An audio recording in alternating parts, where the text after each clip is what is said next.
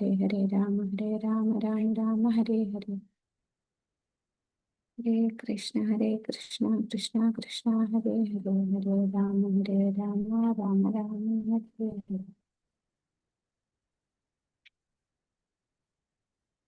ഹരേ കൃഷ്ണ കൃഷ്ണ കൃഷ്ണ ഹരേ ഹരേ രാമ രാമ രാമ ഹരേ ഹരേ. ഓം നമോ ഭഗവതേ വാസുദേവായ. ഓം അജ്ഞാനതിമിരാന്ധസ്യ ജ്ഞാനാഞ്ജനശലാകയാ ചക്ഷുരുന്മീലിതം യേന തസ്മൈ ശ്രീഗുരുവേ നമഃ. ശ്രീചൈതന്യമനോഭീഷ്ടം സ്ഥാപിതം യേന ഭൂതലെ സ്വയം രൂപാ ഗതാ മഹ്യം ദദാതി സ്വപദാന്തികം. വന്ദേഹം ശ്രീഗുരു ശ്രീയുതപദകമലം ശ്രീഗുരും വൈഷ്ണവാംശ്ച ശ്രീരൂപം സാഗ്രജാതം സഹഗണ രഘുനാഥാനിധം ത്വം സജീവം സാത്വികം സാവധൂതം പരിജനസഹിതം കൃഷ്ണ ചൈതന്യദേവം ശ്രീരാധാകൃഷ്ണപാദാൻ സഹഗണ ലളിതാ ശ്രീവിശാഖാൻവിതാംശ്ച. ഹേ കൃഷ്ണ കരുണാ സിന്ധു ദീനബന്ധോ ജഗത്പദേ ഗോപേശ ഗോപികാ കാന്ത രാധാകാന്ത നമോസ്തുതേ. തപ്ത കാഞ്ചന ഗൗരാംഗി ശ്രീരാധേ വൃന്ദാവനേശ്വരി വൃഷഭാനുസുതേ ദേവി പ്രണമാമി ഹരിപ്രിയേ. വാഞ്ചാകൽപതരുഭ്യശ്ച കൃപാ സിന്ധുഭ്യേവ ച പതിതാനാം പാവനേഭ്യോ വൈഷ്ണവേഭ്യോ നമോ നമഃ. നമോ വിഷ്ണുപാദായ കൃഷ്ണപ്രേഷ്ഠായ ഭൂതലേ ശ്രീമതേ ഭക്തിവേദാന്ത സ്വാമിനിധി നാമിനെ. നമസ്തേ സരസ്വതേ ദേവി ഗൗരവാണി പ്രചാരിണി നിർവിശേഷ ശൂന്യവാദി പാശ്ചാത്യ ദേശധാരിണി. ജയ ശ്രീകൃഷ്ണ ചൈതന്യ പ്രഭു നിത്യാനന്ദ ശ്രീ അദ്വൈത ഗദാധര ശ്രീവാസാദി ഗൗരഭക്തവൃന്ദ. ഹരേ കൃഷ്ണ കൃഷ്ണ കൃഷ്ണ ഹരേ ഹരേ ഹരേ രാമ രാമ രാമ ഹരേ ഹരേ.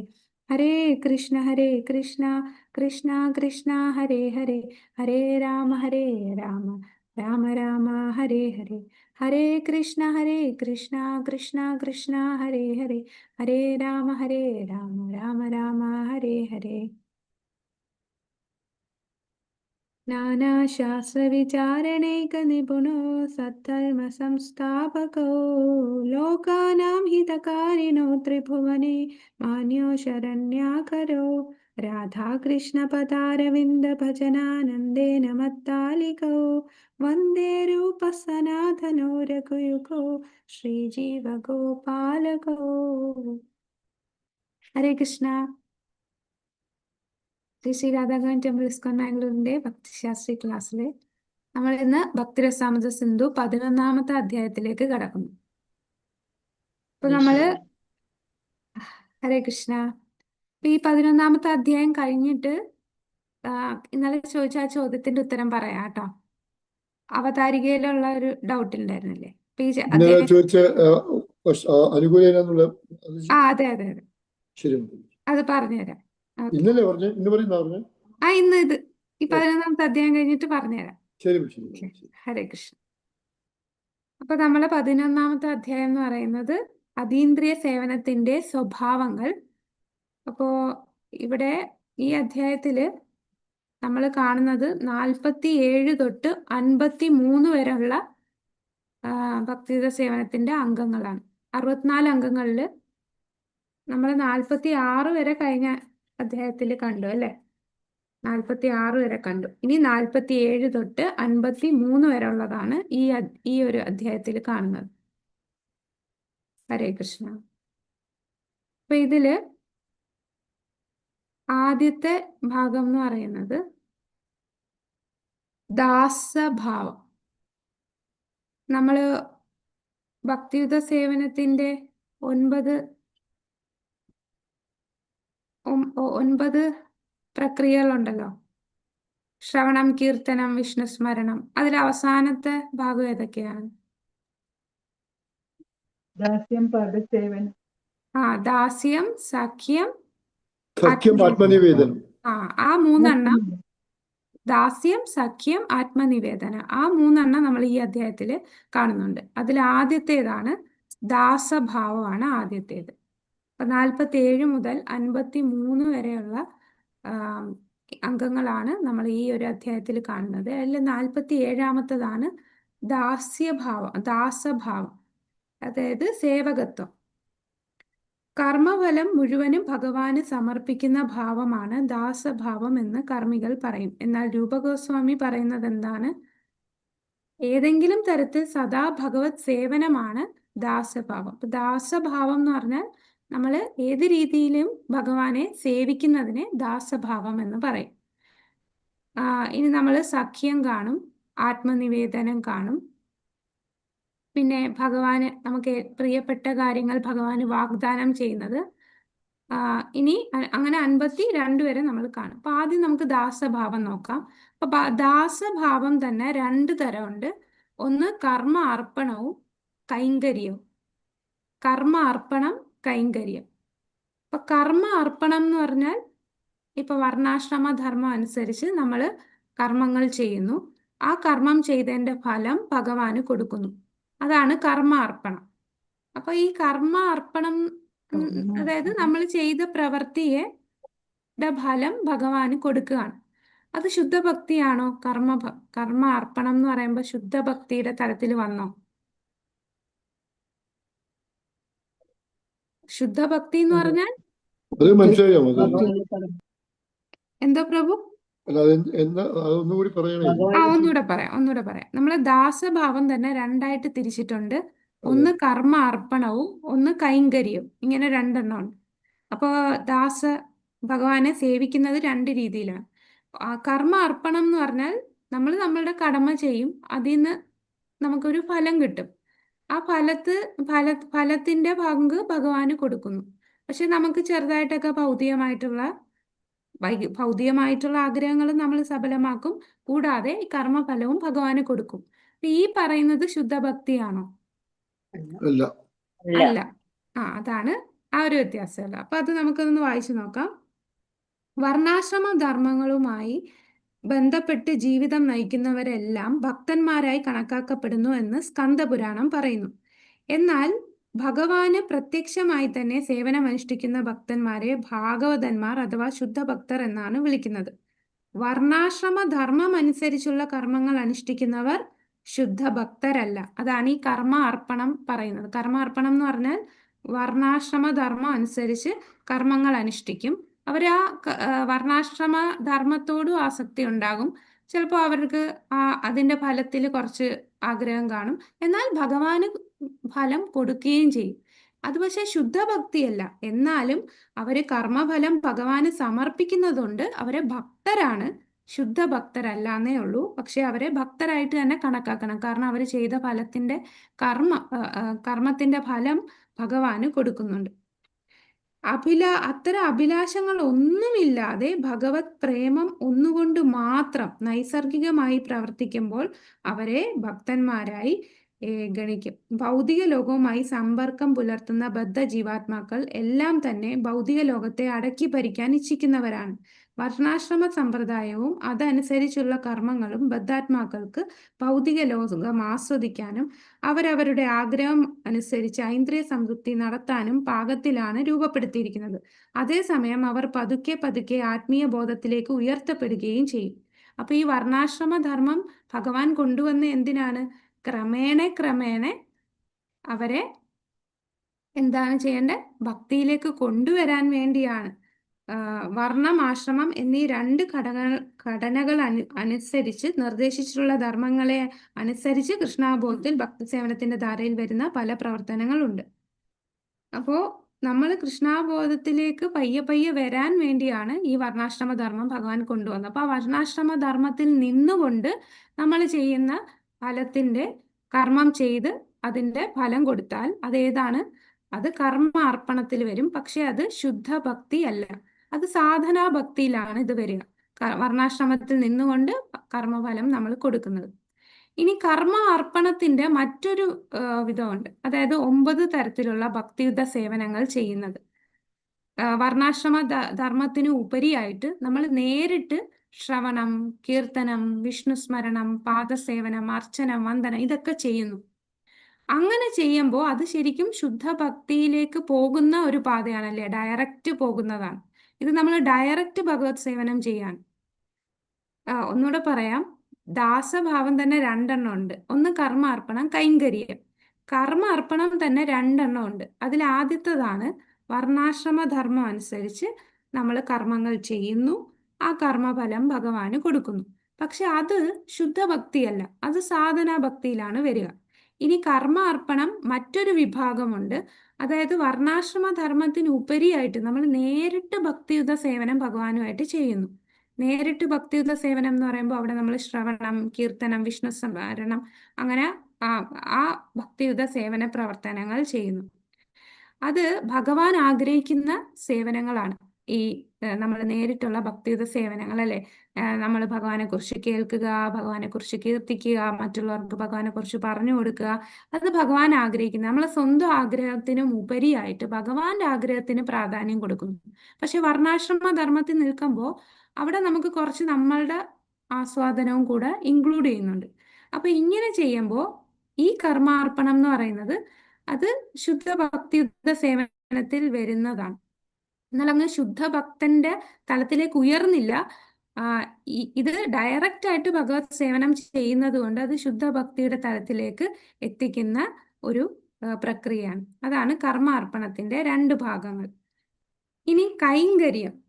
കൈങ്കര്യം എന്താണെന്ന് വെച്ചാൽ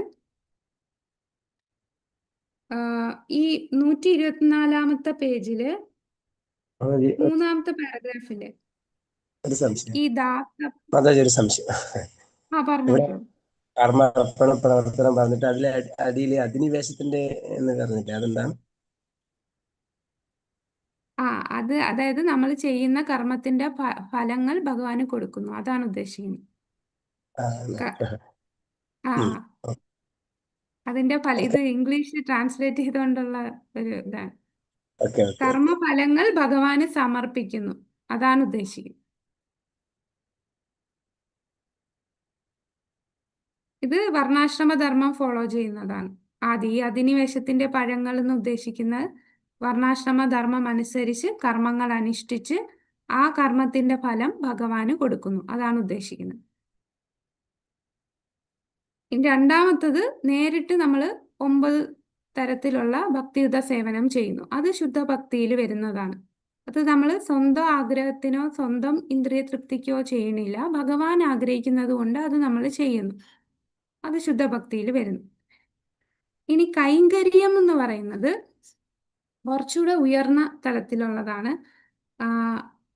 ഈ ദാസഭാവം എന്ന് പറഞ്ഞ് കൊടുത്താണ്ടോ നാരദീയ പുരാണത്തില്? അതൊന്ന് വായിക്കാമോ? 124-ാമത്തെ പേജില് 3-ാമത്തെ പാരഗ്രാഫില് ഈ ദാസഭാവം. ഹരേ കൃഷ്ണ. ഈ ദാസഭാവം അതീന്ദ്രിയം ആകുന്നത് എങ്ങനെ എന്ന് നാരദീയ പുരാണത്തിൽ പറയുന്നുണ്ട്. മനോവാക് കായങ്ങളെ കൊണ്ട് സദാ ഭക്തിയുത സേവനത്തിൽ ഏർപ്പെട്ടിരിക്കുന്നവർ, അഥവാ യഥാർത്ഥത്തിൽ സേവനം നടത്തുന്നില്ലെങ്കിലും അതിന് ആഗ്രഹിക്കുന്നവർ തീർച്ചയായും വിമുക്തരായി കണക്കാക്കപ്പെടുന്നു. ഹരേ കൃഷ്ണ. ഹരേ കൃഷ്ണ. അപ്പൊ ഇത് അവരുടെ മാനസികാവസ്ഥ എന്ന് പറഞ്ഞാൽ ആഴത്തില് ഭഗവത് സേവനത്തില് മുഴുകിയിരിക്കുകയാണ്. ഇതിന് ഒരു ശ്ലോകമുണ്ട്. ഇഹായസ്യ ഹരിർ ദാസേ കർമ്മണ മനസാഗിര. ആ ഒരു ശ്ലോകം ഞാൻ എടുത്തു വെച്ചിട്ടുണ്ട്, കാണിച്ചു തരാം. ഹരേ കൃഷ്ണ.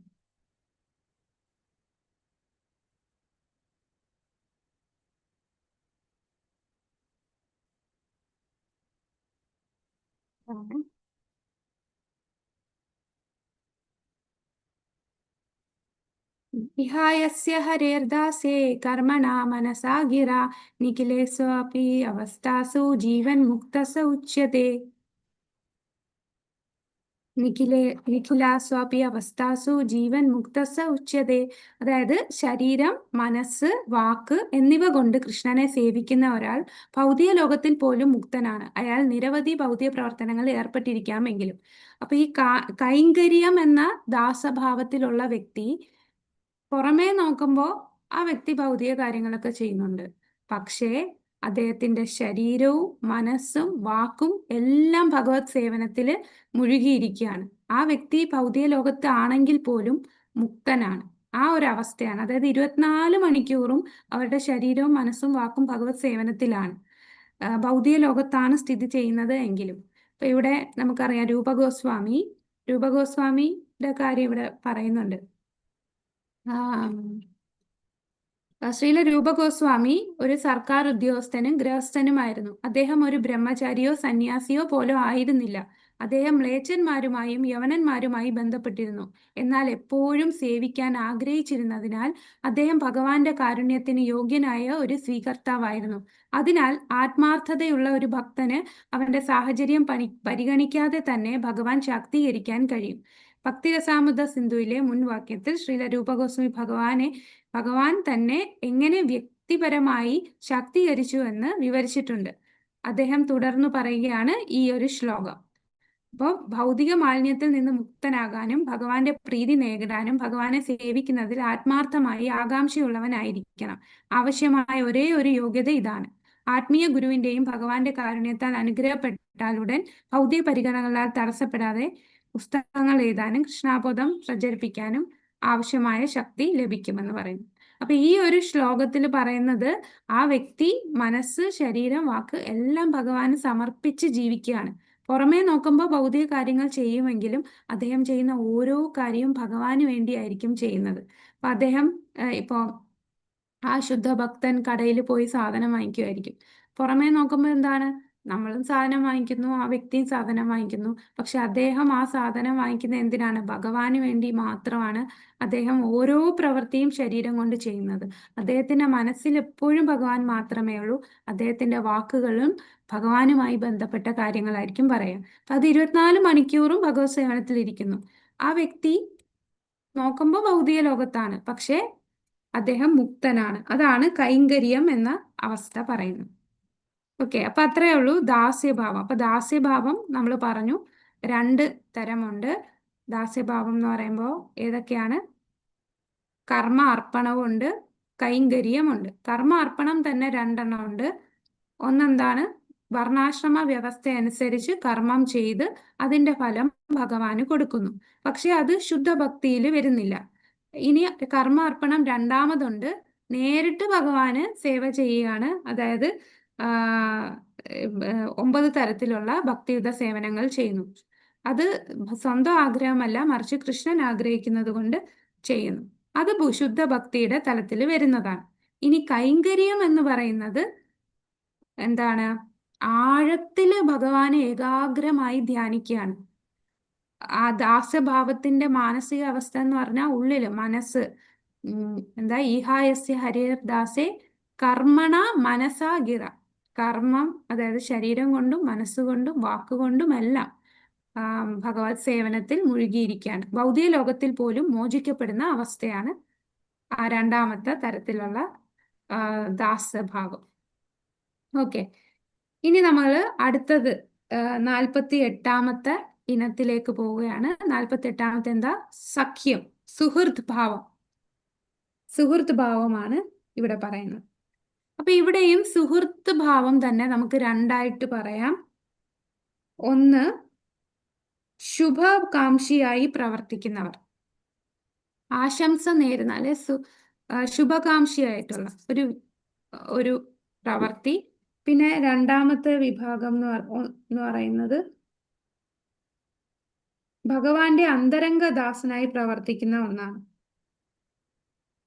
ഭഗവാന്റെ ഇതിനെ മൈത്രി എന്ന് പറയും. ഈ കോൺഫിഡൻഷ്യൽ ഫിയർ എന്ന് പറയുന്നത് മൈത്രി, ഇത് വിശ്വാസം, ഇങ്ങനെയാണ് ഇതിൽ പറയുന്നത്. അപ്പൊ ആശംസ നേരുന്ന സുഹൃത്തും അടുത്തത് എന്താണ്? മൈത്രി ആയിട്ടുള്ളത്. അപ്പൊ മൈത്രി എന്ന് പറഞ്ഞാൽ ആഴത്തിലുള്ള അന്തരംഗ ശക്തിയുടെ ഭഗവാന്റെ അന്തരംഗ ശക്തിയുടെ നിയന്ത്രണത്തിൽ വരുന്ന സുഹൃത്ത് ഭാവമുള്ള ഭക്തന്മാരാണ്. ഉദാഹരണം ഗോപന്മാർ അല്ലെ, ഗോലോക വൃന്ദാവനത്തിലെ ഗോപകുമാരന്മാരുടെ ഭഗവാനുമായിട്ടുള്ള ആ സുഹൃത്ത് ഭാവം എന്ന് പറഞ്ഞാൽ ഒരുപാട് ആഴത്തിലുള്ളതാണ്. ആ ഒരു സുഹൃത്ത് ഭാവം എന്ന് പറയുന്നതാണ് മൈത്രി. അപ്പൊ ഒന്ന് മൈത്രി, ഒന്ന് വിശ്വാസം. ഈ വിശ്വാസം എന്ന് പറയുന്നത് ഭഗവാന്റെ വെൽവിഷർ അല്ലെ, ഭഗവാനെ വിശ്വസിക്കുന്നു, ഭഗവാന് ഇഷ്ടമുള്ളത് ചെയ്യുന്നു, ഭഗവാൻ എന്ത് പറയുന്നു അതനുസരിച്ച് ചെയ്യുന്നു. അങ്ങനെയുള്ള സൗഹൃദമാണ് എന്താ വിശ്വാസം എന്ന് പറയുന്നത്. അപ്പൊ വിശ്വാസമാണ് ഒരു തരത്തിലുള്ള സുഹൃത്ത് ഭാവം. രണ്ടാമത്തെ സുഹൃത്ത് ഭാവം മൈത്രി. ഇനി ഈ വിശ്വാസത്തിന് രണ്ട് ഉദാഹരണം പറയുന്നുണ്ട്. ഒന്ന് ദ്രൗപദി. അപ്പൊ മഹാഭാരതത്തിൽ ദ്രൗപദി പറയുന്നത് ദ്രൗപദി പറയുന്നത് ഒന്ന് വായിക്കാമോ? മഹാഭാരതത്തിൽ 125-ാമത്തെ പേജിൽ. ഹരേ കൃഷ്ണ വായിക്കട്ടെ. വായിച്ചോളൂ. മഹാഭാരതത്തിൽ ദ്രൗപദി ഇങ്ങനെ പറയുന്നു: പ്രിയപ്പെട്ട ഗോവിന്ദ, അങ്ങയുടെ ഭക്തജനങ്ങൾ ഒരിക്കലും പരാജയപ്പെടുകയില്ലെന്ന് അങ്ങ് സത്യം ചെയ്യുന്നു. ഞാനത് തികച്ചും വിശ്വസിക്കുന്നു. അതുകൊണ്ടാണ് എല്ലാത്തരം ക്ലേശങ്ങളിലും കഷ്ടതയിലും അങ്ങയെ സ്മരിച്ചുകൊണ്ട് ഞാൻ ഇങ്ങനെ ജീവിക്കുന്നത്. ദ്രൗപദിയും ഭർത്താക്കന്മാരായ പാണ്ഡവരും ദുര്യോധനന്റെ ദുർബുദ്ധി മൂലം അനുഭവിക്കേണ്ടി വന്ന കഷ്ടപ്പാടുകൾ അതികഠിനമായിരുന്നു. സമുന്നതനായ യുദ്ധവീരനും നിത്യബ്രഹ്മചാരിയും ജ്ഞാനിയുമായ ഭീഷ്മദേവനെ പോലും കരയിക്കത്തക്കതായിരുന്നു ദ്രൗപദിയും ഭർത്താക്കന്മാരും അനുഭവിച്ച യാതനകൾ. പാണ്ഡവരാണെങ്കിൽ തികഞ്ഞ ധാർമ്മികർ. പാഞ്ചാലി ലക്ഷ്മി ദേവിക്ക് തുല്യയാണ്. കൃഷ്ണൻ അവരുടെ സുഹൃത്തും. എന്നിട്ടും ഇത്രയേറെ കഷ്ടതകളും ക്ലേശങ്ങളും അവർക്ക് സഹിക്കേണ്ടി വന്നതിനാലാണ് ഭീഷ്മർക്ക് അത്ഭുതം. അതിസാധാരണമായ ഈ ക്ലേശങ്ങളുടെ മുമ്പിലും ദ്രൗപദി ഭഗ്നാശയായില്ല. കൃഷ്ണൻ തങ്ങളുടെ സുഹൃത്തായതുകൊണ്ട് തീർച്ചയായും ആത്യന്തികമായി തങ്ങൾ രക്ഷപ്പെടും എന്ന് അവർക്കറിയാമായിരുന്നു. അതാണ് ദ്രൗപദിക്ക് എന്താണ്, കൃഷ്ണൻ തങ്ങളുടെ സുഹൃത്തായതുകൊണ്ട് തീർച്ചയായിട്ടും സുഹൃത്ത് തന്നെ രക്ഷിക്കും എന്നുള്ള ആ ഒരു തലത്തിലുള്ള സുഹൃത്ത് ബന്ധമാണ്. അപ്പൊ ദ്രൗപദി സംരക്ഷണത്തിനായി കൃഷ്ണനെ ആശ്രയിക്കുന്നു. കൃഷ്ണനാണ് എൻ്റെ ആശ്രയം, എൻ്റെ ഏക ആശ്രയം കൃഷ്ണനാണ് എന്നുള്ള തലത്തില്. കാരണം എൻ്റെ സുഹൃത്താണ് കൃഷ്ണൻ, അപ്പൊ തീർച്ചയായിട്ടും കൃഷ്ണൻ എന്നെ ആശ്രയിക്കും.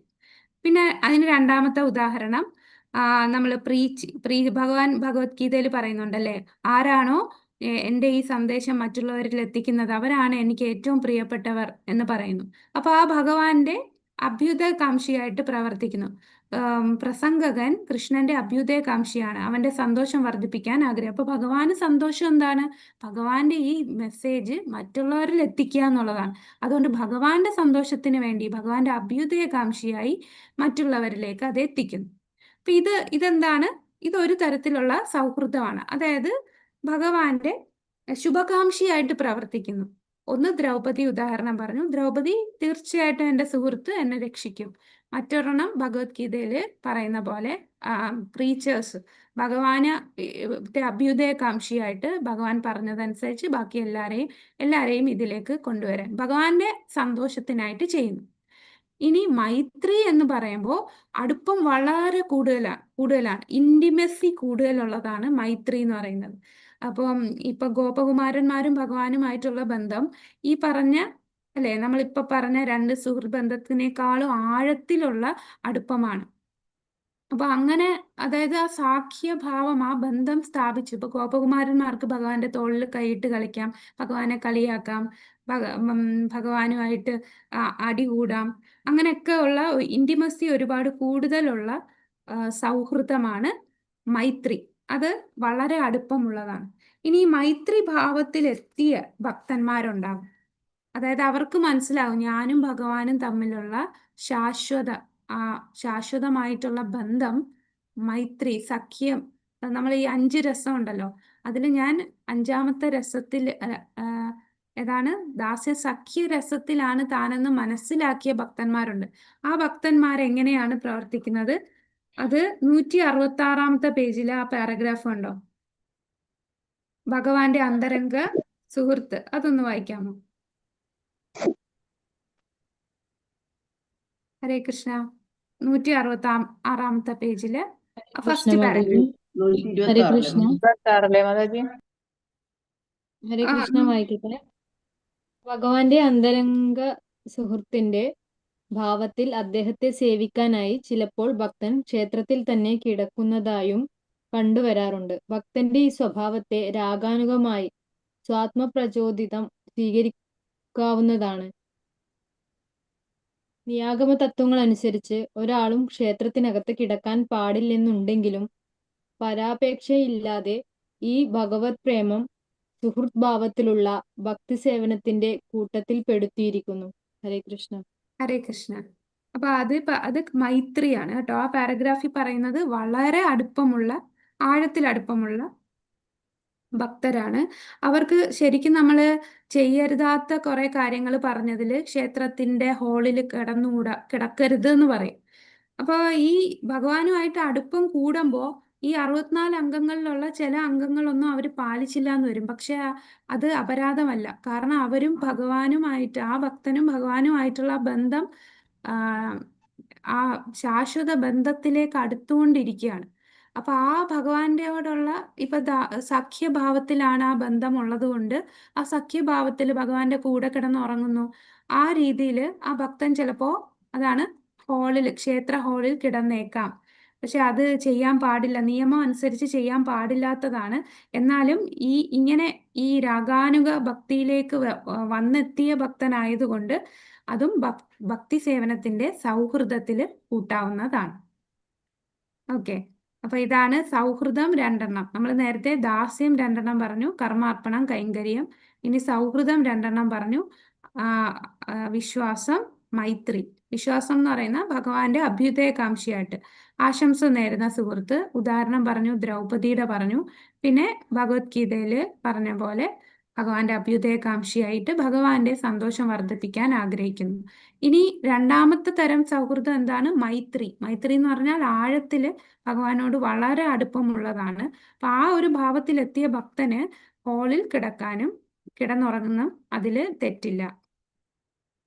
അപ്പൊ അത് കഴിഞ്ഞു. നമ്മൾ ദാസ്യം കഴിഞ്ഞു, സഖ്യം കഴിഞ്ഞു. അടുത്തത് ആത്മനിവേദനം. അതാണ് 49ാമത്തതാണ് സർവവും ഭഗവാന് സമർപ്പിക്കൽ. സർവവും ഭഗവാന് സമർപ്പിക്കലാണ് ആത്മനിവേദനം.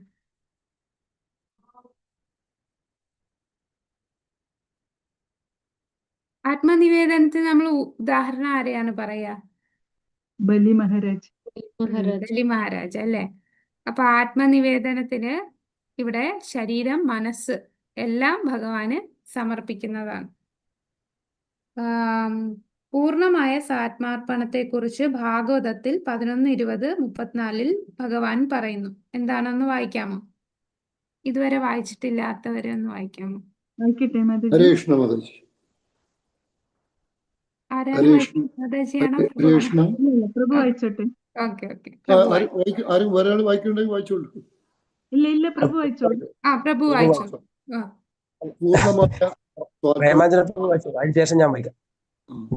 പൂർണ്ണമായ സ്വാത്മാർപ്പണത്തെക്കുറിച്ച് ഭാഗവത്തിൽ 11:20-34 ഭഗവാൻ പറയുന്നുണ്ട്. മറ്റെല്ലാ പ്രവർത്തനങ്ങളും ഉപേക്ഷിച്ച് എന്നിൽ സ്വാത്മാർപ്പണം ചെയ്യുന്നവനെ ഈ ജന്മത്തിലും ഇനിയുള്ള ജന്മത്തിലും ഞാൻ വ്യക്തിപരമായി തന്നെ സംരക്ഷിക്കും. അതായത് അവനെ ആത്മീയ ജീവിതത്തിൽ കൂടുതൽ പുരോഗതി നേടുന്നതിന് സഹായിക്കാൻ ഞാൻ ആഗ്രഹിക്കുന്നു. അങ്ങനെയുള്ളവർ വരെ സാഷ്ടി നേടിയവർ, പരമാത്മാവിനൊപ്പം ഐശ്വര്യസമൃദ്ധികൾ കൈവരിച്ചവർ ആയി കണക്കാക്കും. കൃഷ്ണന്റെ പാതാരബിന്ദങ്ങളിൽ സ്വാത്മാർപ്പണം ചെയ്യുന്ന നിമിഷം മുതൽ സർവ്വവിധ പാപങ്ങളിൽ നിന്നും അവന്റെ സംരക്ഷണം കൃഷ്ണൻ ഉറപ്പ് നൽകുന്നു.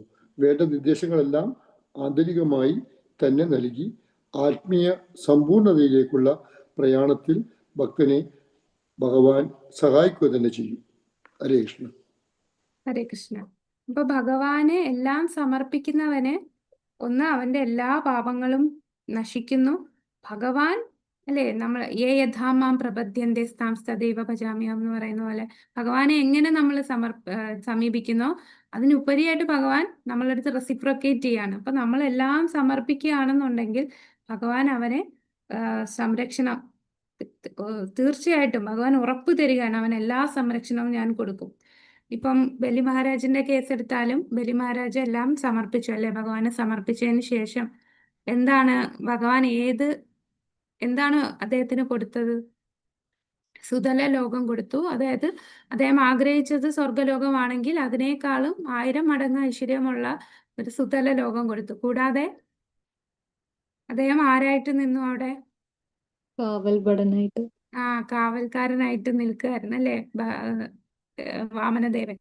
അപ്പൊ അതാണ് ഭഗവാനെ നമ്മൾ സമർപ്പണം ചെയ്യുമ്പോൾ ഭഗവാൻ അതുപോലെ നമുക്ക് തിരിച്ചു തരാണ്. അപ്പൊ എന്താണ് ഈ സമർപ്പണത്തിന് എല്ലാവർക്കും വിമുഖത കാണിക്കാൻ?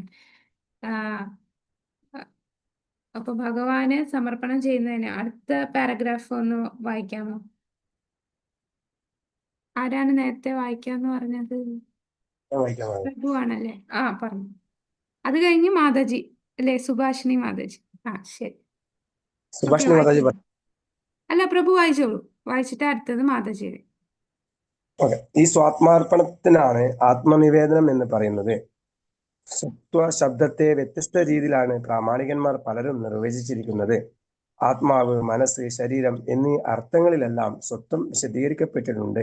അതുകൊണ്ട് പൂർണ്ണമായ സ്വാത്മാർപ്പണം എന്ന് പറഞ്ഞാൽ ആത്മാവ് മാത്രമല്ല ഉദ്ദേശിക്കപ്പെട്ടിട്ടുള്ളത്, ശരീരവും മനസ്സും ആത്മാവും ഒപ്പം ഭഗവത് സേവനത്തിനായി സമർപ്പിക്കുന്നു എന്നാണ്. ഇത് സംബന്ധിച്ച് ശ്രീല ഭക്തിവിനോദ ഠാക്കുറയുടെ 1-ാം തരം ഒരു ഗീതമുണ്ട്. പൂർണ്ണമായും ആത്മനിവേദനം നടത്തിക്കൊണ്ട് അദ്ദേഹം പറഞ്ഞു: എൻ്റെ മനസ്സ്, എൻ്റെ വീട്ടുകാര്യങ്ങൾ, എൻ്റെ ശരീരം എന്തെല്ലാം എൻ്റെ അധീനത്തിലുണ്ടോ അവയെല്ലാം ഭഗവാനെ അങ്ങയെ സേവിക്കാനായി ഞാൻ സമർപ്പിക്കുന്നു. എല്ലാത്തിൻ്റെയും പരമാധികാരിയും ഉടമയും അവിടുന്നാണ്. അങ്ങേക്ക് വേണമെങ്കിൽ എന്നെ കൊല്ലാം, അതല്ല രക്ഷിക്കാനാണ് ഇഷ്ടമെങ്കിൽ രക്ഷിക്കാം. എല്ലാ അധികാരവും അങ്ങേക്കാണ്. എൻ്റേതെന്ന് അവകാശപ്പെടാൻ എനിക്കൊന്നുമില്ല. ഹരേ കൃഷ്ണ. അത് ഭക്തിവിനോദ് ഠാക്കൂറിന്റെ ശരണാഗതി എന്ന ഒരു ഭജനയിൽ വരുന്നതാണ്. മാനസ ദേഹോ ഗേഹോ ജോ കിച്ചുമോർ, അങ്ങനെ ഒരു ഭജന കേട്ടിട്ടില്ലേ? അതിലാണ് ഭക്തിവിനോദ് ഠാക്കൂർ ഇങ്ങനെ പറയുന്ന എല്ലാം അല്ലെ, എൻ്റെ മനസ്സ്, എൻ്റെ വീട്ടുകാരെ, എൻ്റെ ശരീരം എല്ലാം അദ്ദേഹത്തിന്റെ എൻ്റെ അധീനതയിലുണ്ടോ അവയെല്ലാം ഭഗവാനെ അദ്ദേഹത്തിനെ സേവിക്കാനായിട്ട് സമർപ്പിക്കാൻ. അദ്ദേഹത്തിന് എന്നെ കൊല്ലാം, രക്ഷിക്കണമെങ്കിൽ രക്ഷിക്കാം, എല്ലാ അധികാരം കൊടുത്തിരിക്കുന്നു. അതാണ് സ്വാത്മാർപ്പണം എന്ന് പറയുന്നത്. ഇനി അടുത്ത പാരഗ്രാഫിൽ യമുനാചാര്യർ എന്താണ് പറയുന്നത്? മാതാജി വായിച്ചോളൂ. സുഭാഷിണി മാതാജി. ഹരേ കൃഷ്ണ. സമാനമായ ആശയം യമുനാചാര്യന്റെ പ്രാർത്ഥനകളിലും കാണാം. ഭഗവാനെ, ഞാൻ ചിലപ്പോൾ മനുഷ്യ ശരീരത്തിലോ അല്ലെങ്കിൽ ദേവന്മാരുടെ ശരീരത്തിലോ ആയിരിക്കാം ജീവിക്കുന്നത്. ഏതു തരം ജീവിതമായാലും എനിക്ക് വിരോധമില്ല. കാരണം ഈ ശരീരങ്ങളെല്ലാം ഭൗതിക പ്രകൃതിയുടെ ത്രിഗുണങ്ങളുടെ ഉപോത്പന്നങ്ങളാണ്. ഈ ശരീരങ്ങളുടെ ഉടമയായ ഞാൻ എന്നെ പൂർണ്ണമായും അങ്ങേക്ക് സമർപ്പിക്കുന്നു. ഹരേ കൃഷ്ണ. യമുനാചാര്യരുടെ പ്രാർത്ഥനയിലും പൂർണ്ണമായി ഈ ശരീരത്തിന്റെ ഉടമ എല്ലാം ഞാൻ ഭഗവാനെ സമർപ്പിക്കുന്നു. ഇനി അടുത്തത് ഹരിഭക്തി വിവേകത്തില് പറയുന്നതാണ്. അതായത് ഒരു മൃഗത്തിനെ നമ്മൾ വിറ്റു. അപ്പൊ ആ മൃഗം ഇപ്പൊ ആരാണ്? ഒരു വ്യക്തിക്ക് വിറ്റു. അപ്പൊ ആ വ്യക്തിയാണ് ഇപ്പം ആ മൃഗത്തിനെ നോക്കേണ്ടത്. അപ്പൊ ആ മൃഗം, അയ്യോ ഞാൻ ഇനി എങ്ങനെ കഴിക്കും, എനിക്ക് ഭക്ഷണം കിട്ടുമോ, ഞാൻ എവിടെ കിടക്കും, അതിനെക്കുറിച്ച് ഒന്നും ചിന്തിക്കണ്ട. ആരാണോ ആ മൃഗത്തിനെ വാങ്ങിച്ചത് ആ ഫുൾ ഉത്തരവാദിത്തം ആ വ്യക്തി ഏറ്റെടുക്കും അല്ലേ? അതിന് കിടക്കാനുള്ള കൂടുണ്ടാക്കും, പിന്നെ അതിന് ഭക്ഷണം കറക്റ്റ് സമയത്ത് കൊടുക്കും, അതിന്റെ സ്വന്തം കാര്യങ്ങൾ നോക്കാനായിട്ട് അതൊന്നും ചിന്തിക്കണ്ട. അതുപോലെയാണ് താനെന്നാണ് ഇവിടെ പറയുന്നത്. ഹരിഭക്തി വിവേകത്തിൽ പറയുന്നു, ഭഗവാനെ, വിൽക്കപ്പെട്ട മൃഗത്തിന് അതിന്റെ പാലനത്തെയോ ജീവനത്തെയോ കുറിച്ച് ചിന്തിക്കേണ്ട ആവശ്യമില്ല. അതുപോലെ എൻ്റെ ശരീരം അങ്ങേക്കായി ഞാൻ ഉപേക്ഷിച്ചു കഴിഞ്ഞിരിക്കുന്നു. ആ സ്ഥിതിക്ക് എനിക്ക് ഇനി ഒരിക്കലും അതിന്റെ പാലനം, അപ്പൊ എൻ്റെ ശരീരത്തെ എൻ്റെ ശരീരം അങ്ങേക്ക് വിറ്റു, ഭഗവാന് ഞാൻ വിറ്റു. അപ്പൊ ആ ശരീരത്തെ നോക്കേണ്ട കാര്യത്തിൽ ഞാൻ വേവലാതിപ്പെടേണ്ടതില്ല. അപ്പൊ അത്രയും പൂർണ്ണ ആ ശരണാഗതിയാണ് ഈ പറയുന്ന ആത്മനിവേദനം. അതായത് വ്യക്തിപരമോ കുടുംബ സംബന്ധമോ ആയ പാലന ജീവിതത്തെ ചൊല്ലി വിഷമിക്കേണ്ട എന്നർത്ഥം. ശരീരവും ആത്മാവും സമർപ്പിക്കപ്പെട്ടവന്റെ ഒരേ ഒരു താല്പര്യം ഭഗവത് സേവനമാണ് എന്ന് എപ്പോഴും ഓർക്കണം. അപ്പൊ ഇവിടെ നമ്മള് യമുനാചാര്യന്റെ പ്രാർത്ഥന പറഞ്ഞു, ഭക്തിവിനോദ് ഠാക്കൂറിന്റെ പ്രാർത്ഥന പറഞ്ഞു, പിന്നെ ഹരിഭക്തി വിവേകത്തിലെ പറഞ്ഞു.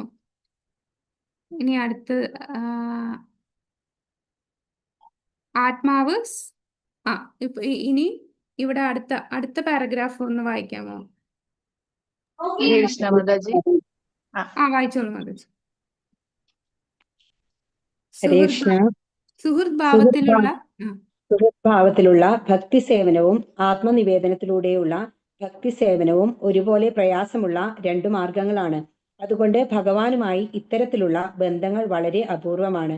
ഭക്തിയുടെ ഉന്നത ശ്രേണിയിൽ നിൽക്കുന്നവർക്ക് മാത്രമേ ഇത് പ്രാവർത്തികമാക്കാനാകൂ.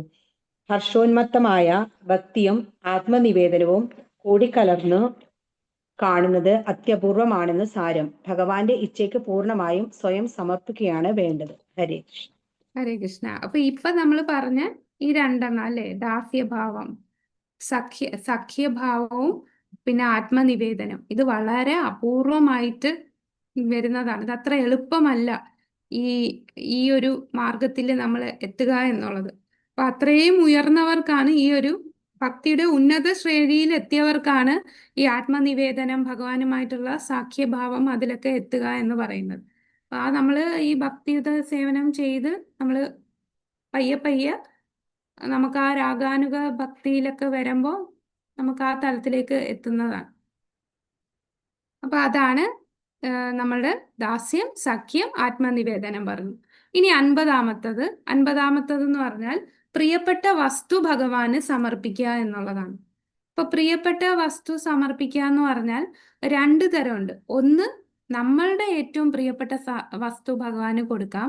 രണ്ട്, ഭഗവാൻ എന്താണോ ഏറ്റവും പ്രിയപ്പെട്ടത് അത് നമുക്ക് കൊടുക്കാം. അപ്പൊ അത് തന്നെ പ്രിയപ്പെട്ട വസ്തു നമ്മൾ ഭഗവാന് വാഗ്ദാനം ചെയ്യുന്ന രണ്ട് തരമുണ്ട്. അപ്പൊ ഏതൊക്കെയാണ്? നമുക്ക് ഇഷ്ടമുള്ളത് ഭഗവാന് കൊടുക്കാം, ഭഗവാൻ എന്താണോ ഇഷ്ടം അത് നമുക്ക് കൊടുക്കാം.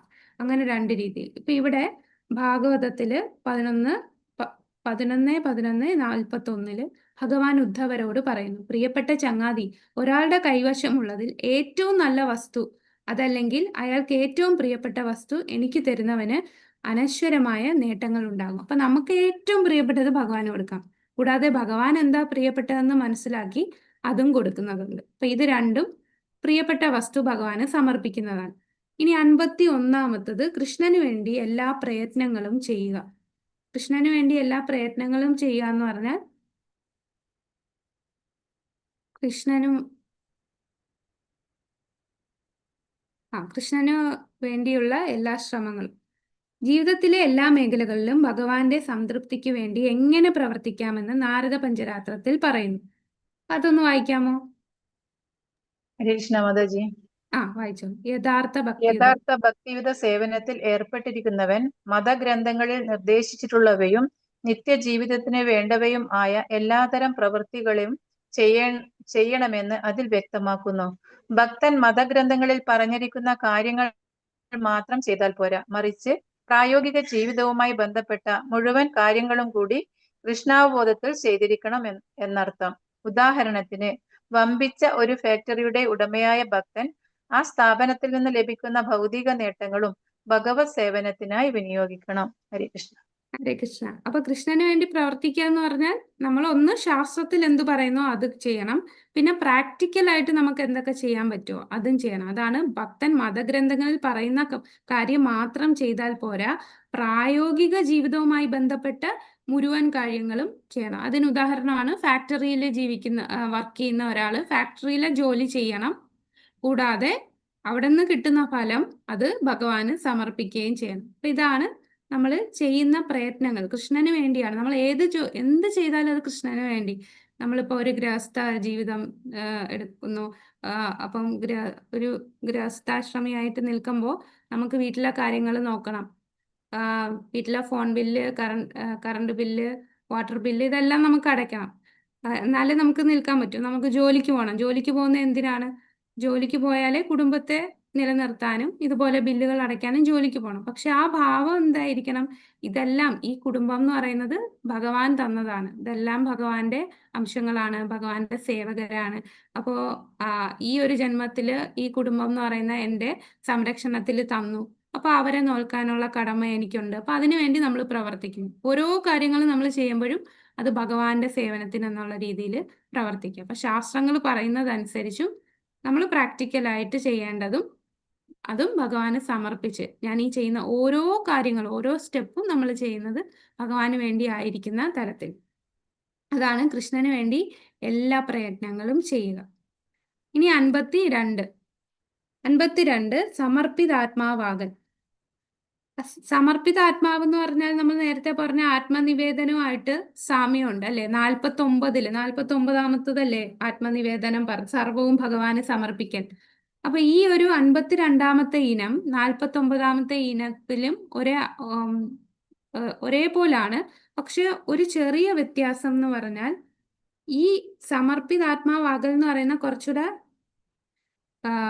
ഉയർന്ന തലത്തില്, ബാക്കി മറ്റേതിനേക്കാളും ആഴത്തില് ഭഗവാന് സമർപ്പിക്കുകയാണ്. ഉദാഹരണം പറഞ്ഞാൽ ഗോപിമാരുടെ സമർപ്പണം, ഗോപിമാര് ഭഗവാന് സമർപ്പിക്കുന്ന ആ തലം എന്ന് പറഞ്ഞാൽ അതാണ് ഏറ്റവും അൾട്ടിമേറ്റ് ആയിട്ട് അല്ലേ? അതില് ഉപരി ഏറ്റവും മുകളിലുള്ളത് രാധാറാണി.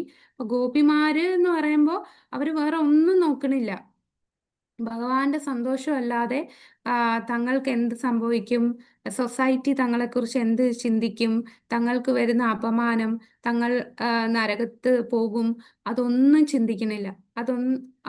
അതെല്ലാം മറന്നാണ്, അതൊന്നും വകവയ്ക്കാതെയാണ് ഭഗവാന് സമർപ്പിക്കുന്നത്. അപ്പൊ ഈ 52-ാമത്തെ ഇനം ആത്മസമർപ്പണത്തിന്റെ കുറച്ചുകൂടെ അഡ്വാൻസ്ഡ് ആണ്.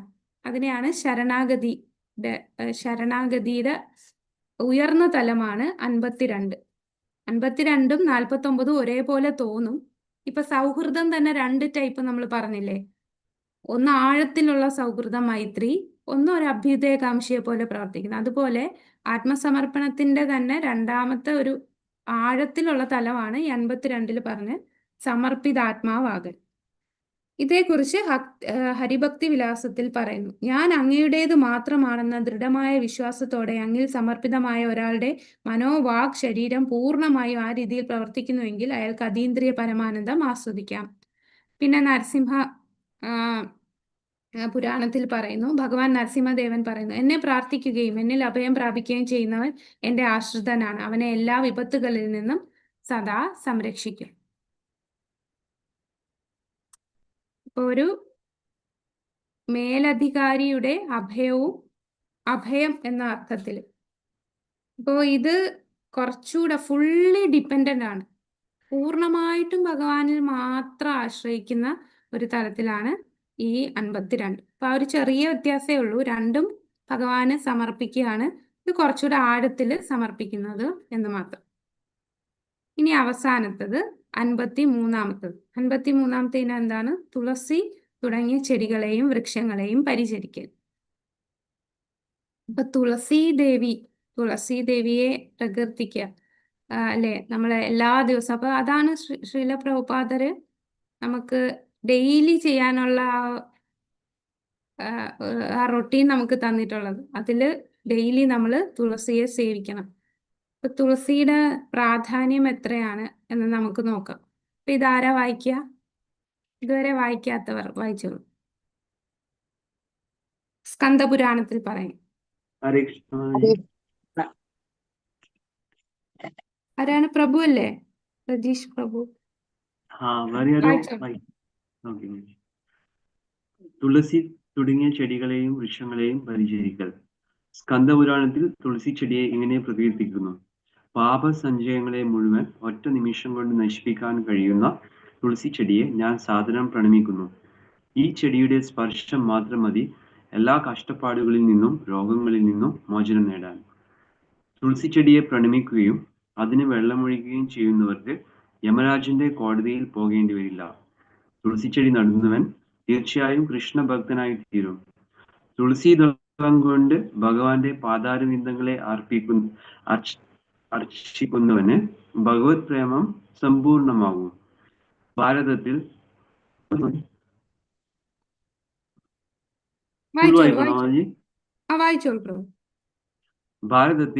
വൈഷ്ണവേദർ പോലും തുളസി ചെടിയുടെ സംരക്ഷണത്തിൽ പ്രത്യേകം ശ്രദ്ധിക്കുന്നു. വൻ നഗരങ്ങളിൽ താമസിക്കുന്നവർക്ക് പോലും ഇതിൽ സവിശേഷ താല്പര്യമുണ്ട്. അവർ അതിന് വെള്ളമൊഴിക്കുകയും അതിനെ പൂജിക്കുകയും ആരാധിക്കുകയും ചെയ്യുന്നു. കാരണം ഭക്തി സേവനത്തിൽ തുളസി പൂജയ്ക്ക് വളരെ പ്രാധാന്യമുണ്ട്. എല്ലാ വിധത്തിലും തുളസി മംഗളദായകമാണ്. അതിൻ്റെ ദർശനം, സ്പർശനം, ശ്രവണം, സ്മരണം, അതിനോട് ആദരപൂർവമുള്ള പ്രാർത്ഥന, അതിനെ പ്രണമിക്കൽ, തുളസി ചെടി നട്ടുപിടിപ്പിക്കൽ, ഇതെല്ലാം ശുഭകർമ്മങ്ങളാണ്. ഇപ്പറഞ്ഞതിൽ ഏതെങ്കിലും ചെയ്യുന്നവന് എക്കാലവും വൈകുണ്ഠ ലോകത്തിൽ കഴിയാൻ സാധിക്കും എന്ന് സ്കന്ദപുരാണം പറയുന്നു. ഹരേ ഹരേ കൃഷ്ണ. കൃഷ്ണ. താങ്ക് യു പ്രഭു. അപ്പൊ നമ്മൾ എല്ലാ ദിവസവും എന്ത് ചെയ്യണം? തുളസിയെ ദർശിക്കുന്നുണ്ട്, തുളസി തൊട്ട് നമിക്കുന്നു, സ്പർശിക്കുന്നു, പിന്നെ തുളസി ദേവിയെ കുറിച്ചുള്ള പ്രാർത്ഥനകൾ കേൾക്കുന്നു, നമ്മൾ പ്രാർത്ഥനകൾ ചൊല്ലുന്നു, തുളസിയെ സ്മരിക്കുന്നു, വെള്ളം ഒഴിക്കുന്നു, അല്ലെ? ആ തുളസിയുടെ മണ്ണ് നമ്മൾ തലയിൽ വെക്കുന്നു, പിന്നെ തുളസി നട്ടുപിടിപ്പിക്കുന്നു. ഇതെല്ലാം ശുഭകർമ്മമാണ്. ഇതെല്ലാം ചെയ്താൽ വൈകുണ്ഠത്തിൽ കഴിയാൻ സാധിക്കുമെന്ന് സ്കന്ദപുരാണത്തിൽ പറയുന്നു. അപ്പോൾ ഇവിടെ ഒരു ചെറിയൊരു കഥയുണ്ട്. കഥയല്ല, നടന്ന സംഭവമാണ്. ഇപ്പൊ UK-യിലുള്ള ഒരു ഒരു ഒരു